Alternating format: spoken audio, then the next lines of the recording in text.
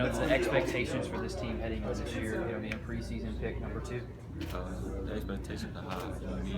We setting the standard throughout the off season and throughout spring, and it's either we compete or we get fed to the birds, and I refuse to get fed to the birds. So our expectations are high, just as well as our standards that we expect everybody to buy in and be on the same level, on the same page. It seems like the last couple of years, when I've talked to coaches these things, Martin's right on that cusp of being one of those top tier teams every year as far as the expectations. Now the expectations are there.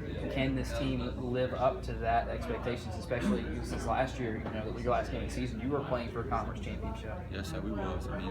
Absolutely we can. I feel like we have the most talent that they probably had in a few years. This is my second year competing here, but from the stories I heard, I feel like we have the most talent and depth at every position on the team. That way we can go out and compete for that conference championship again this year.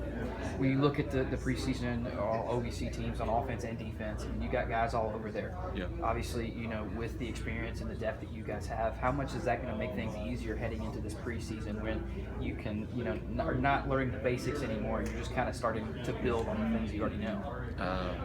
It's going to help a lot. Having a team that got everybody coming back, not everybody, but 70, 90% of the people that's coming back, having them in the chemistry that we had last year. We know our mistakes that we had last year, so we're able to fix them this year and compete at a higher level than we did last year. Defensively, what are your expectations for you guys? Man, just relentless. I have a mindset of, we're gonna be excellent, way better than we was last year. And on defense, we're gonna live by this. We're gonna bend, but we're not gonna break. Meaning, no matter how hard things get, we're not gonna give up until we say it's over with. So, with that being said, it's just the mentality that we have is gonna be, just aggression and domination to anybody that lines up in front of us. You said you feel like this defense is going to be better than you were last year. Is that because of depth? Is that because of added experience?